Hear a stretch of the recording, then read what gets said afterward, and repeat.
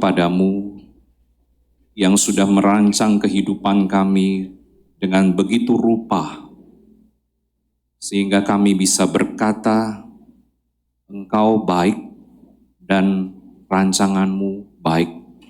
Sekalipun memang harus kami jalani dengan air mata, kami jalani dengan hati yang berduka, ataupun dengan hati yang berat dan susah. Tapi sekali lagi kami percaya kebaikan Tuhan tidak pernah berkurang di dalam kehidupan kami. Karena di dalam masa-masa yang kelam dan berat itu, ada Engkau beserta dengan kami. Dan sekarang kami melihat salah satu buktinya, kami merasakannya, yaitu Engkau sudah pimpin kami bersama-sama hadir di rumah Tuhan untuk beribadah kepadamu.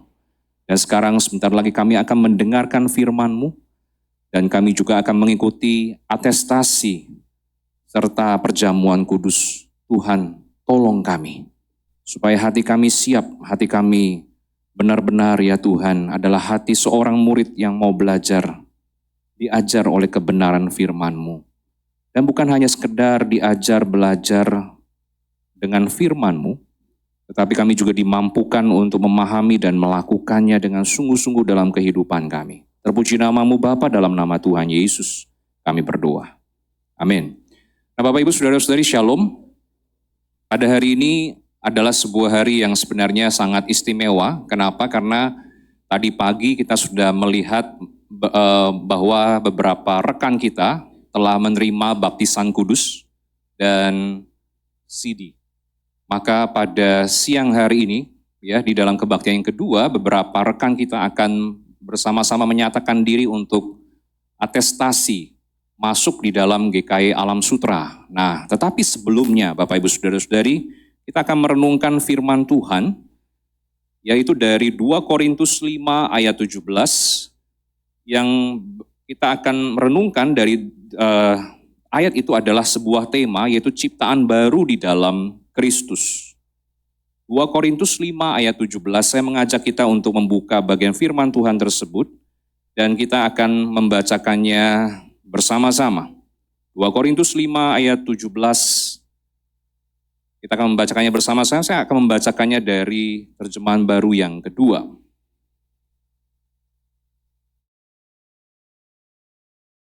Jika sudah menemukannya, mari kita membacakan ayat ini bersama-sama. 2, 3.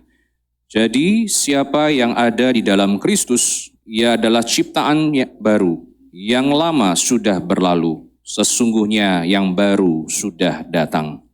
Demikian pembacaan firman Tuhan. Nah rekan-rekan, Bapak Ibu Saudara-saudariku yang terkasih, di dalam dunia ini kita menemukan banyak sekali ya hal-hal yang baru atau informasi-informasi baru. Misalkan seperti apa? Seperti misalkan ibu kota kita akan pindah ke tempat yang baru. Ya. Jadi ibu kota kita apa nantinya? Namanya Bapak Ibu sekalian masih ingat? Nusantara ya. Jadi itu adalah hal yang baru. Lalu kemudian kita tahu juga di dalam kehidupan kita ketika kita mendengar banyak isu tentang negara kita seperti isu Tapera dan sebagainya.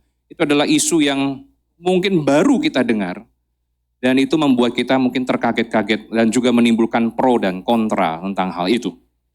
Tetapi Bapak Ibu sekalian, itu adalah hal yang baru karena apa? Karena itu berhubungan dengan waktu. Baru kita dengar. Misalkan kalau misalkan yang lain adalah misalkan saya bertemu dengan Bapak Ibu Saudara-saudari dan kemudian saya mengatakan atau Bapak Ibu Saudara-saudari mengatakan, pakai baju baru ya?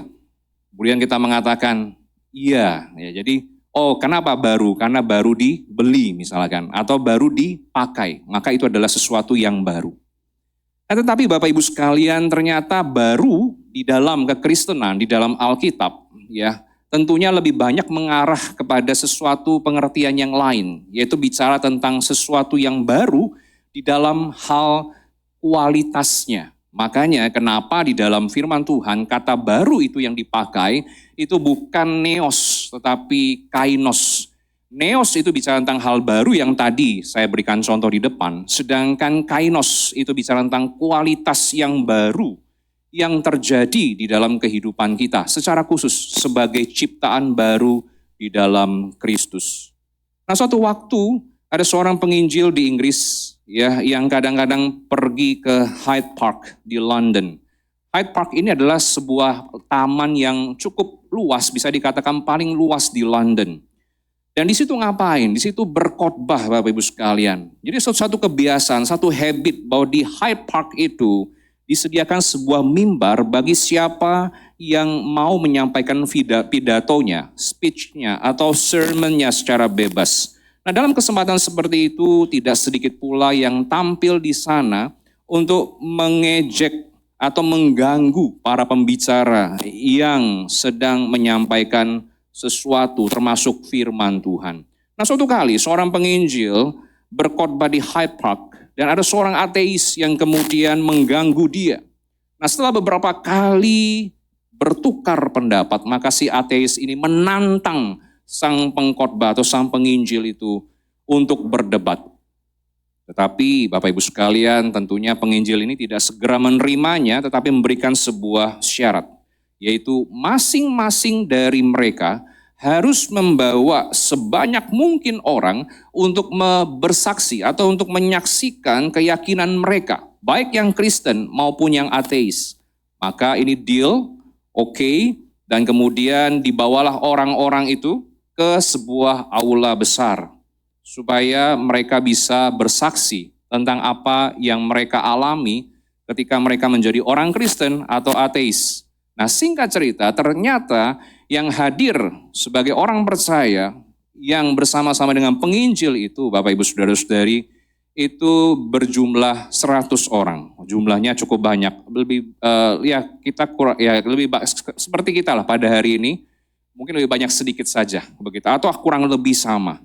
Nah, kemudian si ateis, Bapak Ibu Saudara-saudari, orang yang tidak percaya Tuhan atau Tuhan itu ada, ternyata Bapak Ibu Saudara-saudari, tidak ada seorang pun yang mau bersama dengan dia untuk bersaksi tentang keyakinan mereka sebagai seorang ateis.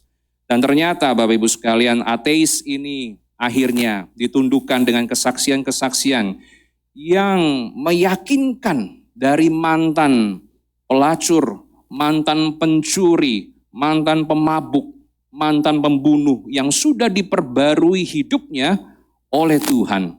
Jadi mereka dengan begitu bersuka cita memberitakan, bersaksi bahwa Kristus Yesus telah menyelamatkan hidup mereka. Mereka hidup di dalam pertobatan, mereka meninggalkan dosa-dosa mereka. Dan sekarang mereka menjadi ciptaan yang baru di dalam Kristus Yesus. Nah, Bapak Ibu Saudara-saudariku yang terkasih dalam Kristus, kisah ini menunjukkan kepada kita bahwa yang namanya ciptaan baru bukan hanya berbicara mengenai status ya atau identitas, tetapi juga bicara tentang satu perubahan yang nyata yang 180 derajat terjadi di dalam kehidupan orang tersebut. Sekali lagi saya ulangi, yang namanya ciptaan baru Bapak Ibu Saudara-saudari itu adalah sebuah perubahan yang bukan hanya perubahan status. Oh ya, saya orang Kristen, oh ya, saya ciptaan yang baru, tetapi saya juga punya namanya kehidupan yang baru. Kehidupan yang berbeda dari status saya yang lama sebagai manusia lama. Ya, Bapak Ibu sekalian, atau ciptaan yang sudah jatuh di dalam dosa. Nah, Bapak Ibu Saudara-saudari, di dalam satu katekismus Heidelberg, di dalam pertanyaan yang nomor 88, ternyata dijelaskan apa itu sebenarnya pertobatan. Pertobatan secara sederhana bisa dimengerti sebagai matinya manusia lama, hidupnya manusia baru. Atau dalam bahasa kita pada hari ini ada hidupnya ciptaan yang baru. Jadi kita melihat seorang yang sudah bertobat di dalam Kristus, dia memiliki sebuah status, dia memiliki sebuah hidup, yaitu hidup yang baru. Status yang baru, manusia yang baru. Nah, barunya ini sekali lagi adalah baru secara kualitas Bapak Ibu sekalian. Kainos itu, yang dimana tidak bisa dikerjakan oleh manusia siapapun, mau dia saleh seperti apapun, tetap Bapak Ibu sekalian kalau bukan karena Tuhan, kalau bukan karena Kristus, tidak mungkin dia bisa disebut sebagai ciptaan yang baru. Nah, jemaat Tuhan yang terkasih dalam Kristus, orang yang mengalami ciptaan baru, sekali lagi, itu adalah orang yang sudah mengalami Kristus Yesus di dalam kehidupannya. Perhatikan. Perubahan yang dialami oleh mereka, oleh kita sekalian sebagai ciptaan baru, itu bukan perubahan yang seperti direformasi Reformasi, itu kembali, formasi, itu adalah bentuk, kembali kepada bentuk yang semula. No, ciptaan baru di dalam Kristus tidak demikian. Ciptaan baru di dalam Kristus juga bukan direhabilitasi. Oh, orang sakit, misalkan kecanduan apa, dia masuk ke rehabilitasi, ke panti tersebut kemudian untuk dikembalikan, dipulihkan. Bukan seperti itu. Ciptaan yang baru dalam Kristus tidak demikian. Kemudian ciptaan baru dalam Kristus juga bukan di-re-educated atau direedukasi, dididik ulang Bapak Ibu sekalian. No, orang yang namanya hidup atau sebagai ciptaan baru dalam Kristus, dia adalah orang yang benar-benar apa? Direstorasi. Dia dipulihkan hubungannya antara dia dengan Allah yang rusak karena dosa. Dan juga orang yang ciptaan baru adalah orang yang sungguh-sungguh Bapak Ibu sekalian, dia di-recreated, dia diciptakan baru, dia diciptakan ulang oleh Kristus Yesus dalam karya Roh Kudus yang nyata dalam kehidupan orang percaya. Jadi Bapak Ibu saudara-saudariku, sekali lagi orang yang disebut sebagai ciptaan baru dalam Kristus, dia bukan direformasi, dia bukan direhabilitasi, dia bukan direedukasi, tetapi dia direstorasi, dia direkreasi. Maksudnya diciptakan kembali, diciptakan sebagai ciptaan yang baru di dalam Kristus. Nah Bapak Ibu saudara-saudari, apakah kita sudah mengalami hal itu? Orang-orang yang disebut sebagai ciptaan baru adalah orang yang kemudian dikatakan apa? Orang yang di dalam Kristus. Jadi ciptaan baru bisa terjadi karena dia di dalam Kristus. Dia bukan di luar Kristus. Maksudnya seperti apa jemaat Tuhan? Maksudnya adalah dia bersatu dengan Kristus. Dia mengalami kesatuan dengan Kristus seperti perumpamaan ranting dan pokok anggur. Terkonek, bersatu, nggak bisa dipisahkan. Karena kalau dipisahkan, apa yang terjadi? Yang terjadi adalah tidak ada kehidupan. Dan kita melihat satu relasi yang erat antara kita dengan Yesus dan Bapa. Itu adalah seperti relasi antara ranting dan pokok anggur serta pengusahanya. Nah Bapak Ibu sekalian, kalau kita dikatakan bersatu dengan Kristus, itu berarti pikiran kita seperti Kristus, keinginan kita seperti Kristus, tujuan kita seperti Kristus, kedudukan kita juga seperti Kristus. Kasih kita juga seperti Kristus. Nah, jemaat Tuhan, yang kita bisa renungkan pada saat ini adalah apakah kita punya pikiran seperti Kristus? Kita punya keinginan seperti Kristus, kita punya pikiran seperti Kristus, kita punya tujuan hidup seperti Kristus, kita punya kasih seperti Kristus. Nah, itu yang menjadi sebuah pertanyaan penting di dalam renungan kita pada hari ini. Karena kalau kita punya hal demikian, itu adalah mencerminkan bagaimana kita adalah pengikut Kristus. Tetapi harus kita akui dalam kehidupan kita, Bapak Ibu Saudara-saudari, sebagai orang percaya, yang sebagai ciptaan yang baru itu. Bukan berarti terjadi perubahan status, selesai sudah. No, tapi berlanjut dengan perubahan kehidupan yang terus dikerjakan oleh Tuhan. Nah, perubahan ini terus-menerus, jemaat Tuhan. Perubahan ini terus-menerus, bukan perubahan yang berhenti. Ketika kita sudah terima Yesus, ya sudah selesai. Sehingga secara sederhana, ya pada hari ini, saya ingin mengajak kita merenungkan beberapa hal. Yang pertama, apakah kita punya pikiran seperti Kristus dalam pengertian adalah, apakah kita di dalam melakukan segala sesuatu, mengatakan segala sesuatu, berpikir tentang segala sesuatu, kita melakukannya untuk memuliakan Dia. Mungkin kadang-kadang kita berpikir boro-boro memikirkan memuliakan Tuhan. Ngapain gitu ya, dan sebagainya. Kadang-kadang mungkin kita bisa berpikir seperti itu secara sederhana. Atau mungkin kita terlalu takut dianggap sebagai orang yang rohani. Oh, berpikir untuk Kristus. Tapi itu kenyataannya Bapak Ibu sekalian. Kalau kita memang orang Kristen, kita harus dengan firm, dengan bold, dengan tegas kita harus katakan, kita harus punya pikiran seperti Kristus. Itu tidak bisa ditawar-menawar. Lalu ketika kita di dalam kehidupan kita Bapak Ibu sekalian, apakah kita punya keinginan, misalkan, ke gereja, membaca Alkitab, berdoa, bersaksi, melayani.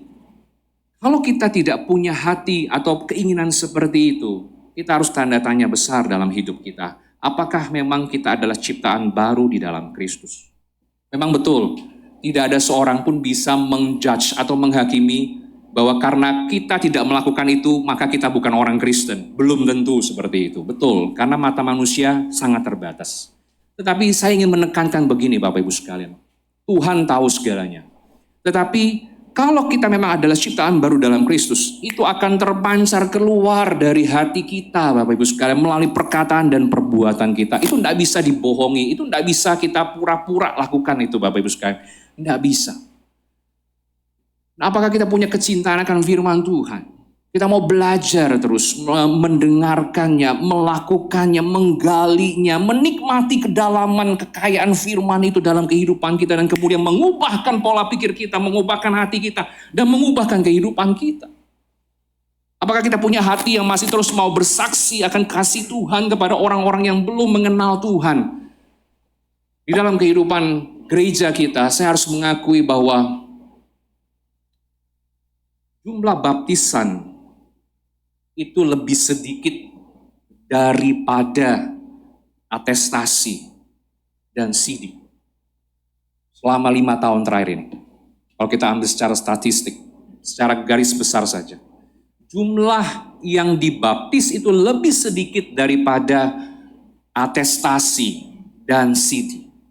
Bapak Ibu Saudara-saudari pernah berpikir tentang hal ini? Rethinking tentang hal ini? Nah, di dalam konven atau pertemuan retreat antara kami hamba Tuhan dan penatua majelis kemarin di GKI BSD pada hari Jumat dan Sabtu. Sabtu secara khusus, pembicara memakai statistik yang ada dan kemudian saya mendengarkannya dan saya berpikir, iya ya, benar juga. Maksudnya begini, orang yang percaya kepada Tuhan Yesus, dia ada dalam keluarga Kristen, itu persentasenya paling besar dibandingkan, ini fakta Bapak Ibu, dibandingkan dengan orang yang bukan keluarga Kristen, lalu dia yang pertama kali terima Yesus dalam kehidupannya. Sekali lagi saya ulang. Orang yang percaya kepada Kristus, maksudnya anak-anak gitu ya, dia itu tinggal dalam keluarga Kristen. Itu jumlahnya lebih besar Bapak Ibu sekalian daripada orang yang memang dia bukan keluarga Kristen dan lalu dia kemudian percaya kepada Yesus. Dia mungkin yang pertama percaya kepada Yesus. Nah, waktu saya mendengar data itu saya berpikir ulang. Iya ya. Gereja Tuhan isinya adalah orang-orang percaya. Puji Tuhan, kita senang sekali. Tapi jiwa baru itu datang dari mana? Saya sendiri memang lahir dari keluarga bukan Kristen dan saya yang pertama terima Tuhan Yesus dalam keluarga saya dan pelan-pelan saya ajak saudara saya dan orang tua saya. Mereka sudah di dalam Tuhan sekarang. Tetapi coba kita pikirkan keluarga kita sekarang. Apakah kita masih mau terus bersaksi tentang kebenaran, tentang kasih Tuhan itu kepada orang-orang lain? Apakah kita masih punya hati seperti Kristus yang mau cari orang-orang yang belum kenal Tuhan? Ini menjadi satu tanda tanya buat kita Bapak Ibu sekalian. Karena apa? Karena dengan persentase seperti itu menunjukkan kepada kita apa? Di dalam gereja berarti semua sudah percaya, tapi jiwa baru itu tidak ada. Jiwa baru itu ada pun sedikit Bapak Ibu sekalian. Sangat sedikit. Jadi kita jarang menemukan orang masuk dalam gereja, dia masuk dalam gereja sendiri, kemudian keluarganya belum Kristen, dan kemudian dia ajak lagi keluarganya itu datang kepada Tuhan. Itu sedikit, bukan berarti tidak ada. Tetapi saya melihat fenomena pada zaman ini sebaliknya. Saya melihat keluarga Kristen, namanya Kristen. Tapi ada anaknya mungkin yang pertama menolak Kristus di dalam kehidupan keluarga mereka. Sedih enggak? Sedih. Tapi ini kenyataan Bapak Ibu sekalian, fenomena yang secara eksperiensial atau secara pengalaman saya lihat. Jadi dulu keluarga bukan Kristen, satu orang pertama kali percaya kepada Kristus, ajak keluarganya, puji Tuhan. Tetapi zaman sekarang, keluarganya Kristen, tapi anaknya mungkin menjadi orang pertama yang menolak Kristus dan tidak percaya, bahkan tidak mau jadi Kristen. Bapak Ibu sekalian, ini tantangan kita zaman sekarang. Tantangan kita. Kita punya tanggung jawab besar untuk mendidik anak kita di dalam iman kepada Kristus. Kita tahu memang Roh Kudus bekerja. Tapi bagian kita adalah Maukah kita sungguh-sungguh struggle, berjuang untuk benar-benar mendidik generasi-generasi berikutnya untuk hidup takut akan Tuhan. Dan supaya mereka punya kehidupan orang muda ini berdampak buat orang-orang muda lain yang belum kenal Kristus. Kita perlu berjuang bersama Bapak Ibu sekalian. Perlu berjuang bersama dan terus berjuang bersama. Nah, kesatuan dalam Kristus itu Bapak Ibu sekalian seperti tadi yang saya sudah jelaskan, memang itu adalah seperti ranting dan pohon anggur. Dan perlu diingat Bapak Ibu sekalian bahwa orang yang sudah mengalami regenerasi atau lahir baru, dia pasti dapat menilai Yesus Kristus dengan benar, bukan berdasarkan standar manusia. Waktu zaman zaman Paulus menulis surat ini, banyak orang-orang yang menilai Yesus Kristus sebagai manusia biasa saja. Hanya ordinary people, hanya ordinary person. Tapi kalau dia sudah diregenerasikan, lahir baru, pola pikirnya diubah, hatinya diubah, dia bisa menilai Kristus itu dengan benar. Nah, sehingga itu tidak heran kalau kita kabarkan Injil kepada orang-orang banyak, orang lain, dia menilai dia tidak perlu Yesus, dia tidak perlu keselamatan dari Yesus. Kenapa? Karena dia belum lahir baru. Dia belum menjadi ciptaan yang baru. Tapi kalau dia sudah mengalami ciptaan baru dan menjadi ciptaan baru dalam Kristus, dia akan menilai Kristus Yesus dengan berbeda, yaitu sebagai pribadi yang menyelamatkan dia dan sebagai Tuhan dalam kehidupannya. Nah, seorang yang menjadi ciptaan baru bukan hanya sekedar dia bersatu atau dia terkonek dengan Kristus. Tapi yang perlu kita pahami juga dalam ayat itu adalah orang yang sudah menjadi ciptaan baru, dia akan paham yang lama sudah berlalu, sesungguhnya yang baru sudah datang. Yang lama itu sudah berlalu, masa lalu kita yang belum kenal Tuhan, mungkin masa kelam, masa yang menyakitkan, masa yang kita tidak mau ingat. Tapi Bapak Ibu sekalian perhatikan, di dalam Kristus itu sudah berlalu. Dan Tuhan di dalam semua yang kelam itu, Tuhan dia bisa ubahkan menjadi sesuatu yang manis, yang menyenangkan. Kenapa? Karena itu adalah sesuatu di mana kita menjadi semakin serupa dengan Tuhan dan mendapatkan berkat-Nya di dalam kehidupan kita. Dan yang indah adalah sesungguhnya yang baru sudah datang, itu bicara tentang satu perubahan, sekali lagi perubahan yang baru yang Tuhan kerjakan di dalam kehidupan kita. Nah, pertanyaannya adalah apakah kita sudah benar-benar mengalami perubahan itu dan menunjukkannya di dalam kehidupan kita. Nah, di dalam bagian yang kita baru baca tadi, konteksnya itu jelas berbicara tentang pelayanan untuk pendamaian. Jadi seseorang yang sudah menjadi ciptaan baru dalam Kristus, dia akan menunjukkannya di dalam pelayanan dia. Dia akan memberitakan berita pendamaian ini kepada orang-orang yang belum mengalami damai di dalam Tuhan. Dan kalau di dalam konteks kita pada saat ini, khususnya juga kepada Bapak Ibu Saudara-saudari yang pada hari ini menyatakan untuk atestasi masuk ke dalam GKI Alam Sutra, melalui ujian, melalui interview, melalui tugas-tugas dan kelas yang sudah kita jalani selama beberapa waktu ini, maka kami dapat menilai bahwa Bapak Ibu Saudara-saudari telah lahir baru, mendapatkan keselamatan di dalam Tuhan, menjadi ciptaan baru. Tetapi di dalam atestasi ini, bukan hanya itu saja yang diperhitungkan, tetapi juga melalui atestasi ini, Bapak Ibu Saudara-saudari yang atestasi pada hari ini, menjadi anggota keluarga kerajaan Allah, mendapatkan keluarga yang baru di dalam Kristus, secara khusus di dalam GKY Pos Jemaat Alam Sutra ini. Nah, jadi Bapak Ibu Saudara-saudari, seperti yang sudah kita pernah sama-sama ujikan di dalam ujian secara lisan itu, maka Bapak Ibu Saudara-saudari sudah menyatakan komitmennya untuk melayani. Mari lakukan komitmen itu. Layani Tuhan selagi ada kesempatan. Karena apa? Karena gereja Tuhan itu sekali lagi tidak pernah kekurangan pelayan. Yang ada adalah kekurangan orang yang mau melayani Bapak Ibu sekalian. Jadi mari terus gumulkan hal itu. Dan yang terakhir sebagai penutup dalam renungannya adalah ketika melayani Tuhan, baik bagi Bapak Ibu Saudara-saudari yang sudah atestasi, yang akan atestasi pada hari ini, ataupun yang sudah atestasi, ataupun yang simpatisan dan yang lainnya. Ketika kita melayani Tuhan, prinsipnya hanya ada satu yang penting sekali. Lupakan dirimu saat melayani Tuhan, tapi jangan lupa diri. Saya ulangi sekali lagi. Lupakan dirimu pada saat melayani Tuhan, tapi jangan lupa diri. Maksudnya apa? Maksudnya begini. Jangan lupakan diri begini. Jadi waktu kita melayani Tuhan, kita kan memang awal-awal pasti malu-malu gitu ya, ragu-ragu, takut-takut gitu ya. Tetapi berjalan waktu, pelayanan kita kemudian diperhitungkan, pelayanan kita dianggap, diterima orang, diakui orang, mungkin hati kita mulai berbunga-bunga. Dan kita merasa kita punya something, kita punya sesuatu yang bisa kita banggakan. Nah Bapak Ibu sekalian, ketika kita mengalami hal itu, seperti pembicara di konven yang saya dengar dan rekan-rekan juga dengar, kita akan mulai merasa, wah kita ini sombong gitu ya, kita ini wah punya sesuatu yang kita bisa banggakan. Dan akhirnya kita tidak lagi mengandalkan Tuhan.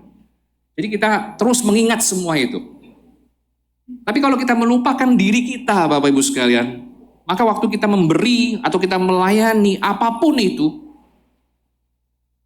kita akan sadar bukan diri kita Bapak Ibu sekalian. Yang bisa kasih kekuatan buat kita melayani itu Tuhan. Bukan kita. Tapi kenapa kita merasa kita punya something gitu. Kenapa kita merasa kita harus menjadi pusat dari segala sesuatu. Makanya kenapa lupakan dirimu ketika melayani Tuhan. Berikan yang terbaik selama melagi kesempatan. Tapi kata selanjutnya adalah, itu saya tambahkan sendiri dalam perenungan saya. Jangan lupa diri.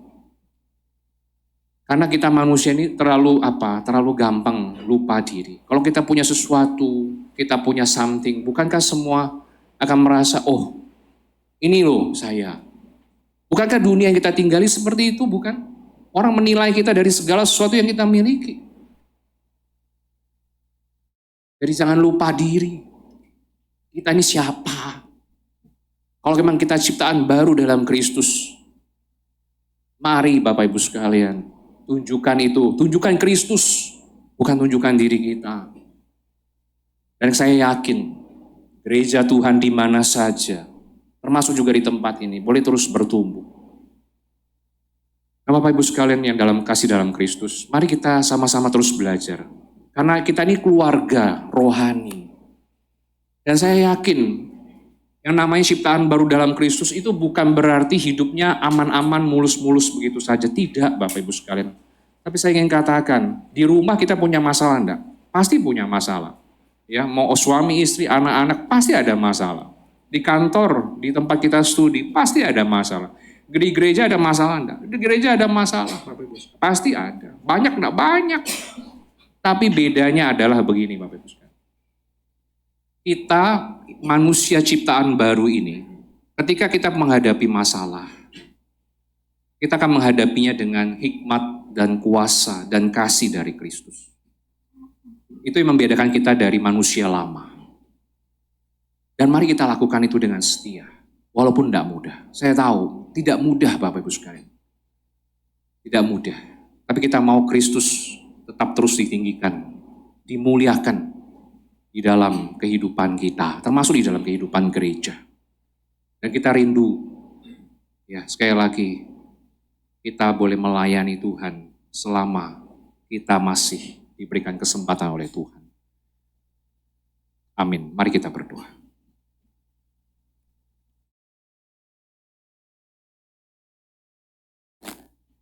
Bapa, tolong kami, murnikan motivasi kami Tuhan, ketika kami beribadah kepadamu atau melayani Tuhan. Kami sadar bahwa kami bisa menjadi ciptaan yang baru, punya kualitas yang baru. Itu karena Kristus, itu karena Roh Kudus bekerja, mempertobatkan kami, dan mengubah kami. Thanks God.